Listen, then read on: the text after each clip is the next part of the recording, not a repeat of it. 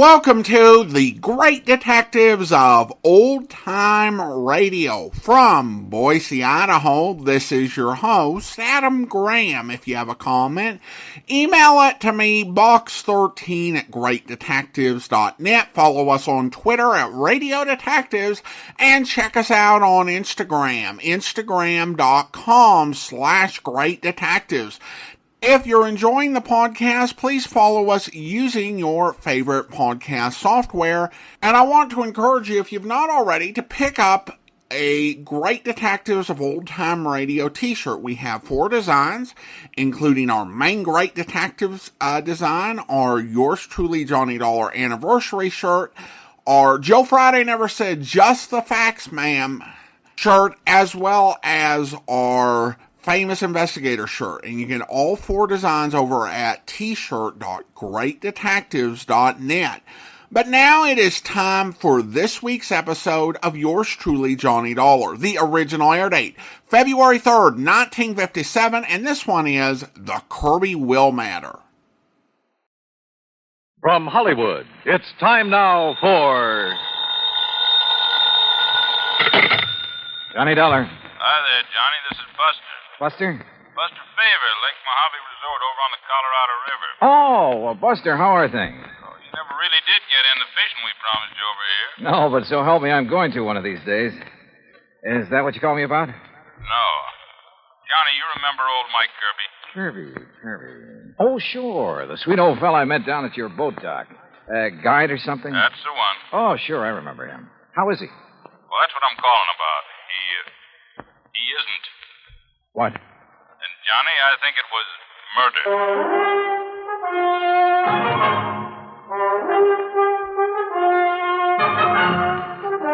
Bob Bailey in the exciting adventures of the man with the action-packed expense account. America's fabulous freelance insurance investigator. Yours truly, Johnny Dollar.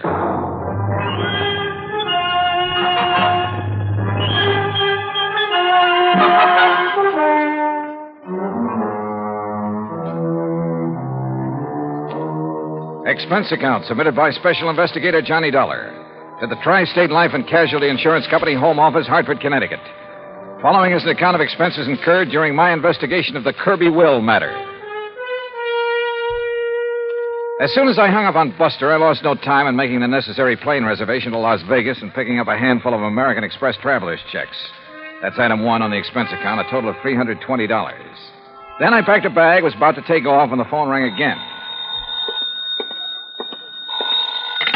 Johnny Dollar. Oh, Johnny, I'm glad I caught you in. It's Danny Newcomb at Tri-State Life and Casualty. Oh, hi, Danny. Johnny, I need you badly, and I need you fast. Now, there's only a $5,000 policy involved. Danny, the circumstances are such I'm sorry, Dan, but I can't handle it. I'm about to catch a plane out of here. No, Johnny, now listen. There may be a killing involved in this case, so we don't dare waste any time. And what's No, more, you listen. There may be a killing involved in what I'm going out What's more, the death of our client occurred at one of your old stamping grounds. Sorry, Dan. At the Lake Mojave Resort. Danny, I told you.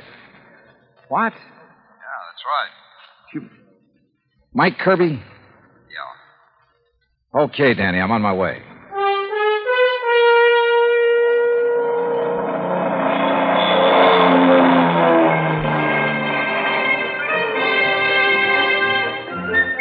It was 7:30 a.m. when the plane dropped me off in Las Vegas, Nevada, smack in the middle of the Mojave Desert.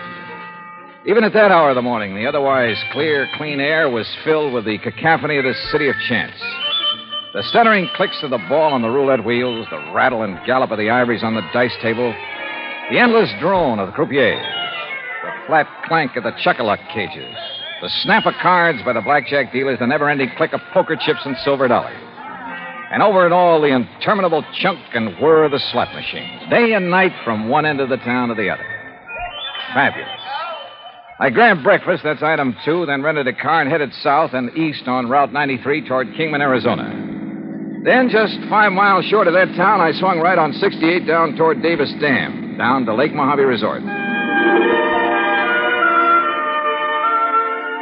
Mile after mile of nothing but sun-baked rock and sand, sagebrush and Joshua trees, tumbleweed and cactus. And right in the middle of it, the clear blue waters of Lake Mojave. Buster Favor, who's general factotum of the resort, was waiting for me. After a hearty greeting, he led me into the office, and we sat down and got to work.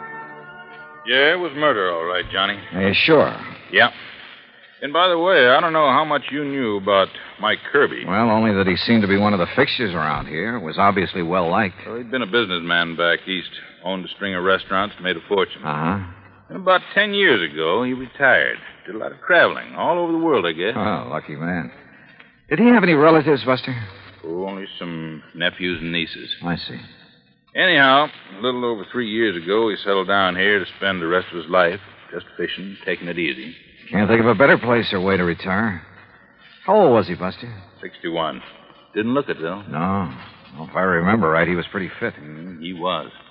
Well, I had the impression when I was here before that he was just a hired fishing guide, something like that. Oh, he used that as an excuse to meet folks. Half the time, he clean forgot to charge for his guide services. Accidentally on purpose, no doubt. Well, now you said... Now, don't rush me, Johnny. I got to give you the background. Okay, shoot. He kept saying over and over and over again how glad he was to be out from under a lot of responsibilities.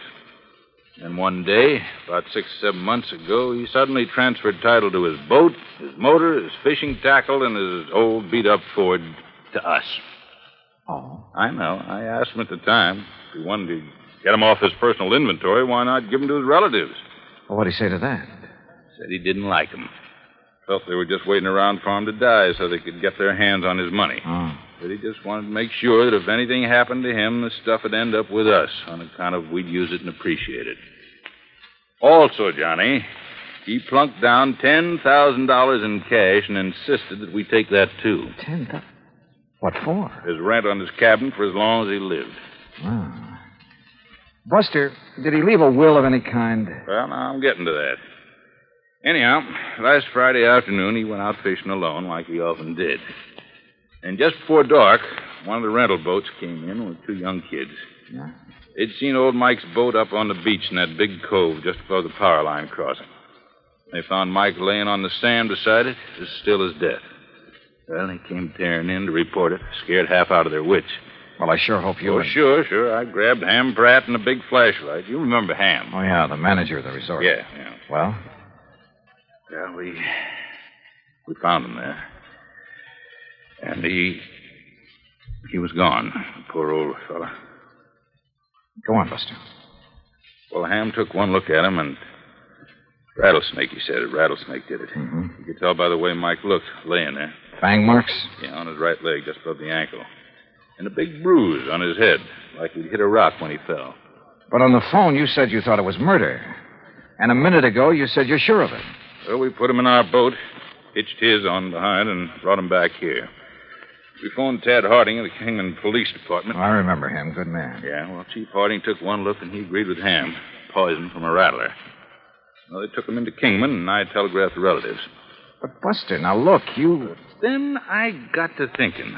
There was something wrong. What do you mean? Well, there are very few rattlers in this part of the country because of the heat. They can't take it. If anybody'd know better than to fool with one, it'd be old Mike. And they always sound a warning before they strike anyhow, don't they? Sure. So early next morning, I went back to the cove. And?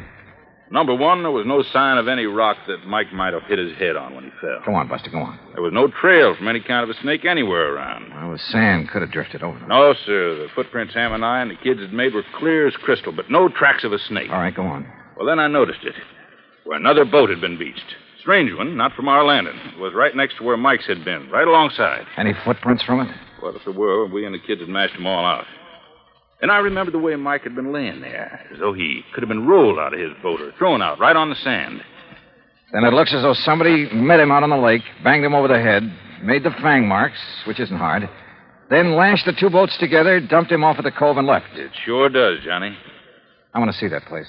Yeah, and all the excitement, I might have overlooked a lot of things. Oh, that I doubt. Now, Buster, if there's no sign of rattlesnake poison in old Mike's body... Well, right after I called you, I phoned Chief Harding. Coroner's making his autopsy today. He'll call me. Well, now, look. These nephews and nieces of Mike's, how much do you know about them? Oh, I never met them. But according to their answering telegrams, they're going to descend on us like a swarm of locusts. There are a lot of them? Well, no, I was thinking of the way that they... Well, one, there's a woman named of Martha Woodbury who... Excuse me. Mr. Faber? I'm Buster Faber. I am Miss Martha Woodbury. Oh, well, Miss Woodbury, we were just at... this is Mr. Johnny Dollar. How do you do? Mr. Favor, I'm a niece of Michael Jonathan Kirbey, and probably the major beneficiary of his estate. I wired you that I would be here, and I am. Got here kind of fast, too, didn't you? I also wired Uncle Michael's attorney in Kingman that I saw no reason why he should delay the reading of Uncle Michael's will. Lawyer Guilford phoned me about that, and I guess you weren't the only one. You should be here late this afternoon. I also wish to make funeral arrangements befitting one of his financial status. Won't you sit down? Now, please tell me the circumstances of his death. And, of course, I wish to see the poor darling's body. Miss Woodbury, Yes? what do you do for a living? Why, if it's of any concern to you, I teach at Armand College. Toxicology. Toxicology, huh? Yes. Very interesting. Is it? Why? Who are you, Mr. Dollar? Well, I'm a special investigator for your uncle's insurance company. What? Yes, you see, we have good reason to believe your uncle was murdered. Murdered? Murdered? Who said that? Hello, Martha. You said murdered. Are you talking about Uncle Michael? Well, that's right. Who are you? I am Chester Kirbey, and as far as I know, the heir to my uncle's fortune. Who are you, sir? Chester, Mr. Dollar is an insurance investigator. Oh. Investigator, huh? Dollar, I'm Hank Kirbey, family black sheep, also Uncle Mike's nephew.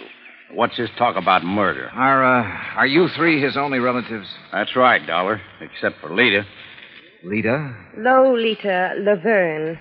Though we sometimes try to forget that. Oh, come off of that. Why, Miss Woodbury? My sister is a cheap nightclub dancer. We prefer to forget it. And the silly stage name she uses. Now, take it easy, teacher. Of course, Martha. This is hardly the time or place. What do you do for a living, Mr. Kirbey? Chester? Oh, play the stock market a bit, that sort of thing. He's a playboy, Mr. Dollar, and a gambler, and I suspect not a very honest one. Martha, my dear girl, I resent that. You've never done a lick of honest work in your life. And if you think Uncle Michael didn't know it, would let his money ever get into those soft pickpocket fingers of yours? You don't think you're the well, one let doing me it. tell you Oh, something, my shut dear. up, both of you. Pair of money grabbing. If you had to work for a living. Like what, Hank? What do you do? Yes. Tell him, Henry. Oh, I told you I was the black sheep of the family, but I work. You know, odd job. I'll tell you, Mr. Dollar. He's a roustabout. Circuses, carnivals, that disgusting sort of thing. Where are you working now, Hank? Well, there's a sort of a scientific exhibit. Sideshow is more like it. All right. Along the highway over near Victorville. A lot of rare animals, reptiles, and things on display. And Henry, dear boy, when he's off the bottle, is appropriately enough in charge of the snake pit. Oh. Well, we do scientific work, too. You know, like what, Henry? Like milking the venom from the snakes to sell to laboratories? Yeah. Well, that is... Excuse me. Hello? What? You sure? Well, what? Mr. Dollar, Now, I wait a think it's second. about time you tell us Hey, what you Johnny. meant when... Yeah, Buster. I want you to hear this. It's Chief Harding. Go ahead, Chief. Well, as I said, Buster, there was evidence of rattlesnake venom in the body, all right. But it didn't enter at the fang marks on the leg. What do you mean, Chief? Well, the coroner says those marks were fakes. The venom was injected with a needle up near the armpit where it wouldn't be noticed. Chief, this is Johnny Dollar. Oh, hi there, Mr. Dollar.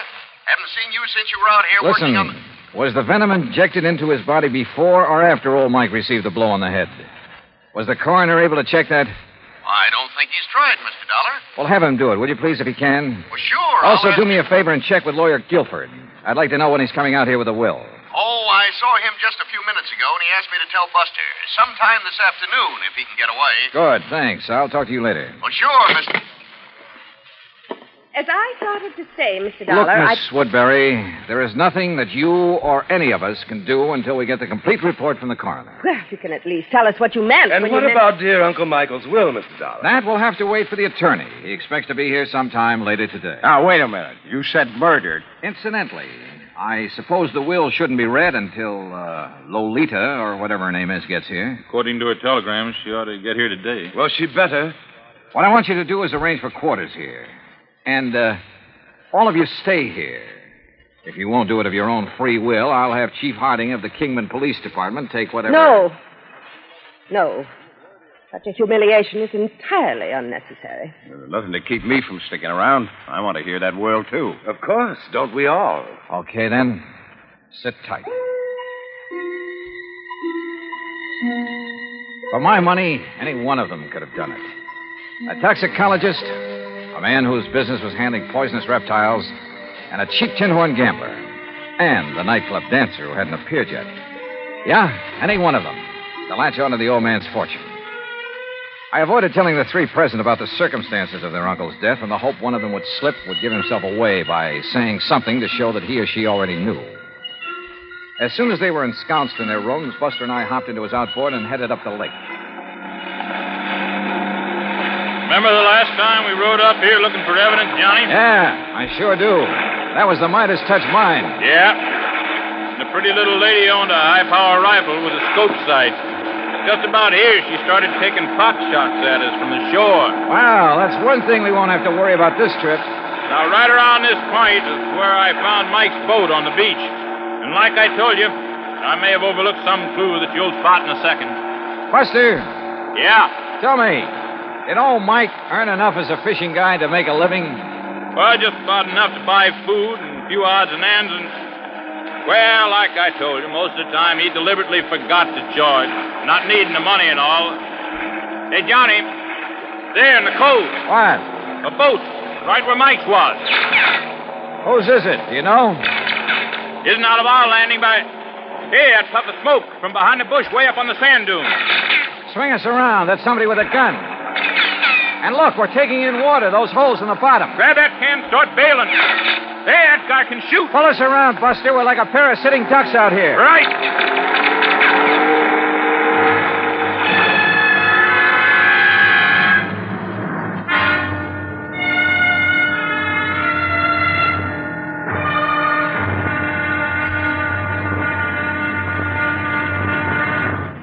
Act Two of yours truly, Johnny Dollar, in just a moment.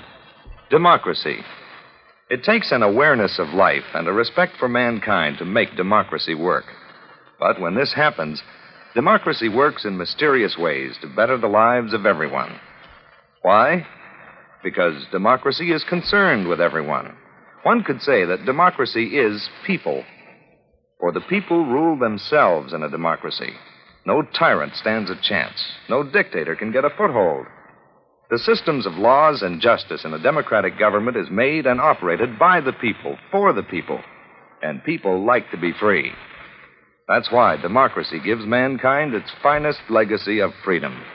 Now, Act Two of yours truly, Johnny Dollar, and the Kirbey Will Matter.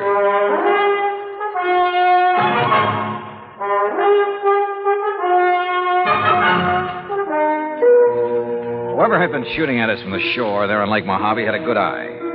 But a 30-mile-an-hour outboard at over 200 yards and swerving like mad can be a pretty tough target.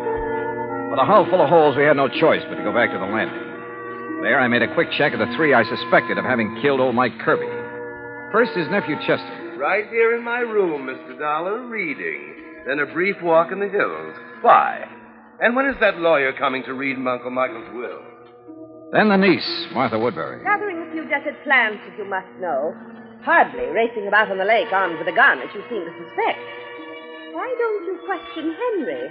If anyone should know how to handle a gun, he should. So I questioned Hank Kirbey. Patient, that's what.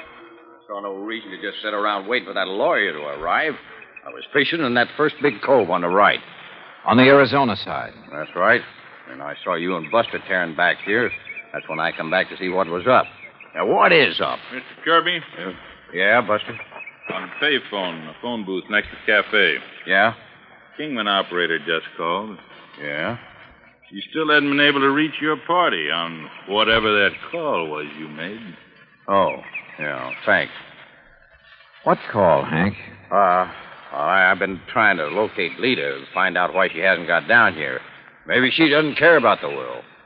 Where is she, Hank? It was to a dive up in Las Vegas that I sent the telegram, Johnny. Yeah, that's where she's been working. Is that where you called earlier, Hank? Earlier? Yeah, didn't I see you in that phone booth when Buster and I pulled out? Oh, yeah, sure. Trying to get Lita then, too. Yeah. Yeah, it reminds me, Johnny. Lawyer Guilford just phoned me from Kingman. He'll be over here in about an hour. Then the will gets read, huh? Perhaps we ought to wait for Lita. What do you think, Hank? She'll be. Well, did you talk to her? Is she on her way? Yeah, she's on her way. All right. If Buster's willing, we'll use the office when Guilford gets here. Sure. So, Hank, you tell the others to be ready and waiting. Yeah, sure thing. Come on, Buster. Right, Johnny. What's on your mind? Well, maybe it's just a hunch, nothing more. But I want to get on that phone in the office. I called Armand College first. Yes, Miss Martha Woodbury had left there only last night. So she couldn't have been here when Mike Kirbey was killed. A call to Chester's Hangout, a private gambling club in Reno, indicated the same thing. Call number 3 was to the so-called museum where Hank Kirbey worked with the Snakes, a place within easy driving distance of Lake Mojave. But the records showed he hadn't left the place in 2 weeks until this present trip to be here. Lolita? Well, the manager of the club in Las Vegas said she hadn't missed a show. Daytimes? Well, who knew? But she was there every night. Then I suddenly remembered something about the geography of Lake Mojave. Yeah, Johnny. Cottonwood Landing is only about 25 miles north on the west, the Nevada side of the lake. Could that boat we saw in the cove? Sure. That's where it came from. I knew there was something familiar about it. Hey, what are you going to do, Johnny? Hangman. Operator, get me Cottonwood Landing, please. Yes, sir. It's one of their rental boats, Johnny. Yes, sir, I'm sure of it. Any number? Any identification on it? All that I didn't see. Anyhow, they rent so many to fishermen every day. Uh-huh. Hey, here comes Lawyer Guilford driving up. Good. Cottonwood. Hello, this is Johnny Dollar, special investigator. Yes, sir. What? I want to know if you rented a boat today to a girl named Lolita Laverne. Laverne? I'll meet him, Johnny, and I'll bring them all in here. Okay. No, sir. Nobody by that name rented today. Well, what about Friday? Friday afternoon? Friday. Yeah, that's right. Well, the only women we rented to on Friday was old lady Newberry, down from Canada for a couple of days. No, this is a young girl. Well, the other was a Miss Hancock. Hancock? Lucy Hancock. Okay. Thanks very much.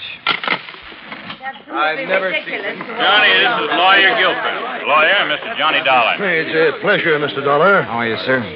Now, if you'll all please sit down. All right. I'm a little pressed for time, so I'll waste none in getting to the reading of Michael Kirbey's will. Good. Well, you don't think we ought to wait for Lita to get here? It won't be necessary. Now, I possess a full accounting of the net value of Mr. Kirbey's estate. Excellent. It may surprise you, by the way. Fine. This will confirms that valuation. It is dated, by the way, just 5 months ago. Made it out right Oh, after. look, let's get to the will. Now, let's read it. Yes, come on. Please. His real property consisted only of his clothes, then the outboard motorboat, and an old car which he transferred to the Lake Mojave resort, together with a sum of money to provide for his living here. How much? Only $10,000. Oh, well, good. Some years ago, he turned all other of his real property, including some rather important real estate and business holdings, into cash. Well, where is all the cash deposited now? Yes. Surely you aren't considering adding bank robbery to your rather questionable career, Henry. Martha, that is quite uncalled for. Now, why don't we proceed with the will? Yeah. There is one asset specifically set aside that perhaps I should mention since it concerns Mr. Dollar.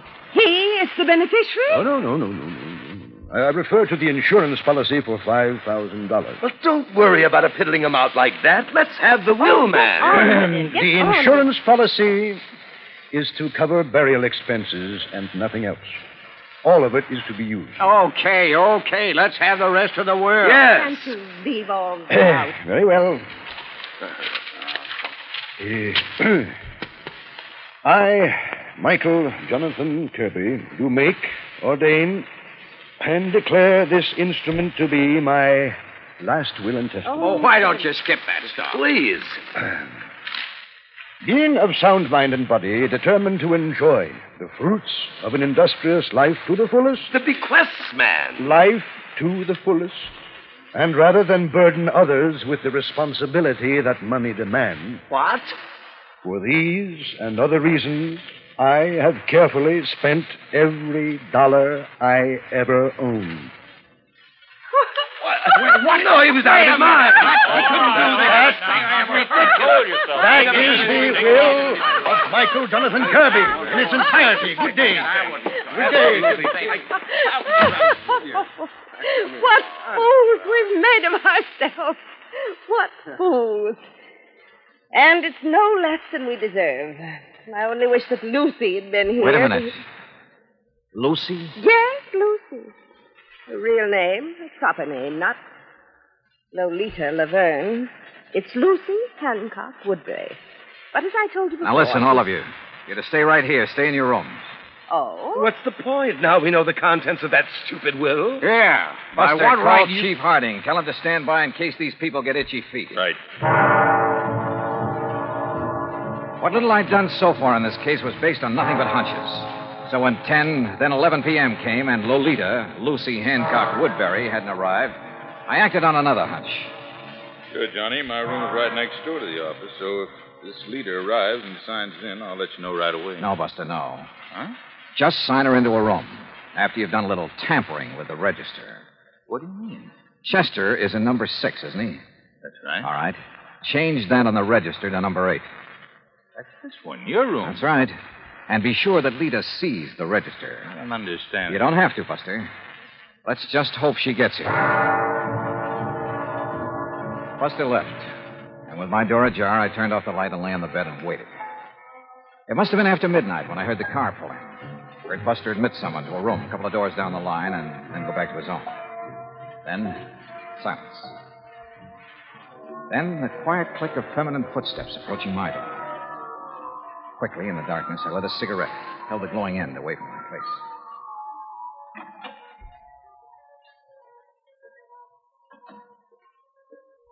Well, darling. Yeah, about time. About time you got some sense, Chet. No, don't turn on the light. The others asleep. Their rooms are dark. Uh-huh. Listen, dear cousin, have you lost your mind? Hmm? Shooting at that boat from over the ridge between the two coves. What were they? Police? Detectives? You should have known you couldn't have hit them that far away, Chet. Should have waited till they got on shore looking for me. Well. Did they fall for the rattlesnake bite we made on the old man? Uh-huh. Well, they'll never find the needle I used. It's at the bottom of the lake. And look, if the cops question you, I hope you had sense enough to remind them what Martha and Hank do for a living. No chance. And what about the will? Would you be surprised? What?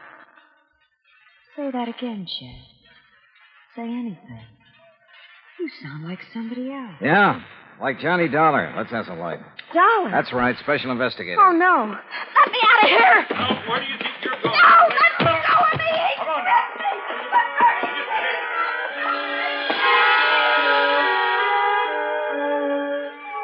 Yeah, all 4 of them had wanted to see old Mike dead. But Hank, the only honest working man of the lot, didn't have the brains. Martha wouldn't have used the means that tied in with her toxicology work, and probably didn't have the nerve. So Chet, who lived by his wits, and Lita, who was a real cheap, no-account... Well, the courts will take good care of them. And I still have to chuckle over poor old Mike's will. Being of sound mind, I have spent all my money. Which reminds me, expense account total, including transportation back to Hartford, $331.25. Yours truly, Johnny Dollar.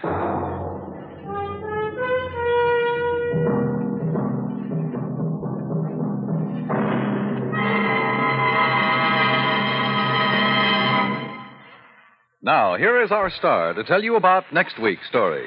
Next week, the most complicated case in years comes up, but the simplest, most obvious solution. Join us, won't you? Yours truly, Johnny Dollar.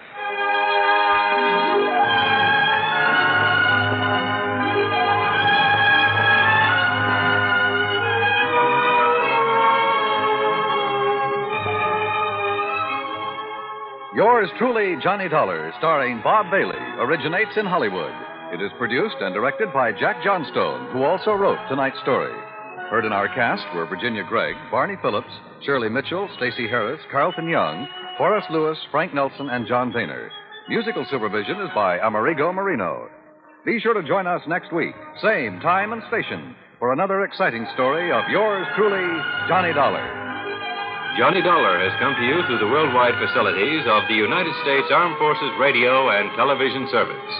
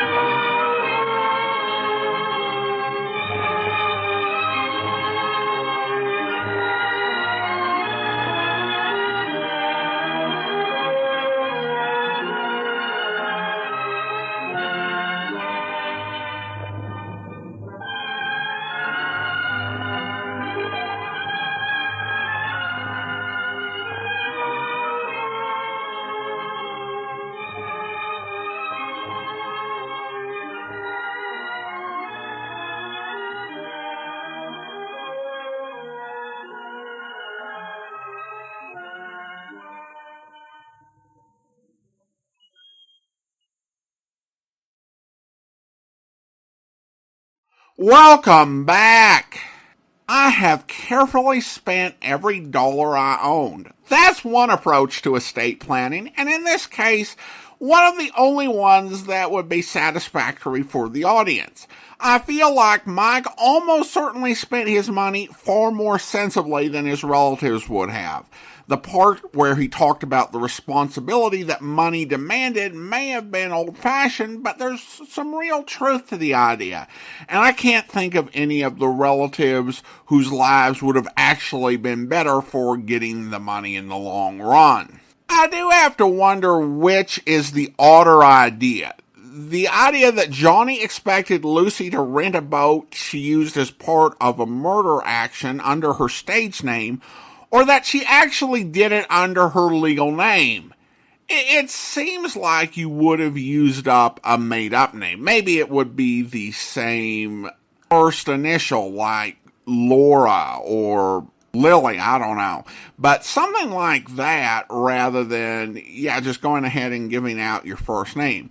I did chuckle when Johnny and Buster were reminiscing about where they got shot at in the Midas Touch matter, because this is only the start of the peril that they're going to get into around Lake Mojave Resort. In fact, if the series were made at a different time or maybe a different audience, they could have done a Lake Mojave Resort map with all the places where Johnny and Buster nearly kicked the bucket marked out and had some promotion if they'd had a sponsor. But alas, radio culture was kind of moving in another direction.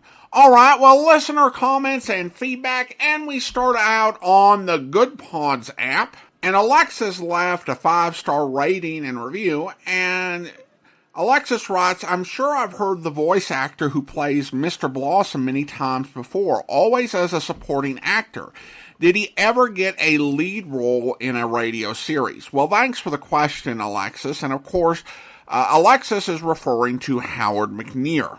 And as far as I know, Mr. McNear never got a lead role in a radio program. He did have a couple of regular supporting roles. He was one of the actors who played Sanderson Taylor on the casebook of Gregory Hood. And more recently, we heard him in the far too short-lived radio series with Gerald Moore, The Adventures of Bill Lance, where he played the wacky sidekick. And even in terms of anthology programs, usually he's just so versatile that they have him playing supporting roles. The only thing I ever heard him, even in an anthology program where he had a lead role, was an episode of Heartbeat Theater. I want to say it was from the late 50s or early 1960s. Where he played a general store owner. But where he really thrived was as a character actor. He could play like a more straight-laced role, but those sort of eccentric, oddball parts he just absolutely excelled at.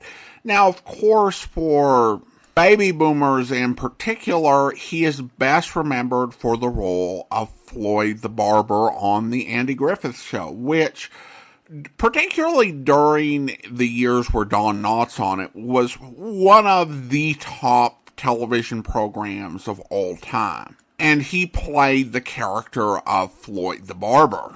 And for many folks who either grew up on the Andy Griffith Show or, like me, were shown it when they were growing up, you listen to old-time radio, you hear Howard McNear's voice, and if he's not particularly in a really out there character, you might say, well, that's Floyd the Barber. And certainly that role is a great legacy for him. But in the golden age of radio, you discover he had so much more talent than just that one role. He did so much during the golden age of radio and was just one of those critical supports, even though he never had a program that he starred in. Again, as far as I can tell, if someone's aware of a program that Howard McNear actually starred in, I'd love to hear it, or even a starring part outside of that Heartbeat Theater episode that I found from quite a while back. And of course, I would be remiss in talking about his career over radio without mentioning the fact that he was also the original radio Doc Adams on the series Gunsmoke. So again, an amazing radio career, even without a starring role. Thanks for the comment, Alexis. On a related note, Lawrence emailed in and said, I liked hearing the distinctive voices of Howard McNear as Mr. Blossom and Herb Vigran as Sergeant Singer in the Johnny Dollar episode, The Blooming Blossom Matter. It's always a plus when they appear before the microphone. All the best. And then over on the site called X, Steve writes, regarding our little promo for this episode, love the artwork, Adam. Well, thank you so much. And I'm working with these new software to produce some stuff that really suits the sort of style I want reflected. And I do like the way that some of these are really turning out to be really eye-catching and interesting to look at, and hopefully get some more folks interested. Also on the Good Pods app, Amber rated the DeSales Matter 5 stars. Thank you so much, Amber. Sherry writes that the DeSales Matter was a great story on YouTube, and also a positive comment from Ezerg. Thanks so much. And then Donna Crow, the author Donna Fletcher Crow, she commented regarding the special we did, Thunder on the Hill. And she commented on the DVD, something that I hadn't picked up on, but which, even though it wasn't necessarily, you didn't get the full visual in the audio drama, she said, I love the opening scene of all the local villagers and their animals taking refuge in the church on the highest ground in the flat, waterlogged Norfolk, because it was reminiscent of one of my all-time favorite mysteries, Dorothy L. Sayers' The Nine Tailors. I appreciated that. That wasn't something I'd picked up on, but it very well could have been that the way that they chose to do the opening to Thunder on the Hill may have been influenced by The Nine Tailors, which had been out since 1934. Thank you so much. Well, now it's time to thank our Patreon supporters of the day. And as this is the first Friday in July, I want to go ahead and thank those who have been supporting us for 5 years this month. And I want to go ahead and thank Shauna, supporting us at the Detective Sergeant level of $7.14 per month, and Vincent and Joey, supporting the podcast at the rookie level of $2 or more per month. Thank you all so much for supporting the podcast for the past 5 years. And that will do it for today. If you're enjoying the podcast, please follow us using your favorite podcast software. And be sure to rate and review the podcast wherever you download it from. We'll be back next Friday with another episode of yours truly, Johnny Dollar. But join us back here tomorrow for Dragnet, where... Call the ambulance! You better help your friend. He's bleeding. I don't know what to do. Ben, get a hold of communications. Get some help out here. Right. The guy came down to the elevator. It was Garvey. Your friend tried to stop him. Garvey shot him right in the face. All right, stop yelling, He was terrible. Now, look, he's bleeding. You better do something. Will you shut up? Max, how is it? Chest hurts. Yeah, all right, easy, huh? Garvey came out of the elevator fast with a gun. All right, take it easy now. Joe, I got communications. They're blocking off the area. It's fine. Watch that front door, will you? Keep those people out of here. Yeah. Chest. I'll be here in a minute, boy. Call the wife, Eleanor. Ambulance is here. Yeah. He looks bad. Well, he's not going to get any worse. I hope you'll be with us then. In the meantime, send your comments to box13@greatdetectives.net. Follow us on Twitter at Radio Detectives, and check us out on Instagram, instagram.com/Great Detectives. From Boise, Idaho, this is your host, Adam Graham, signing off.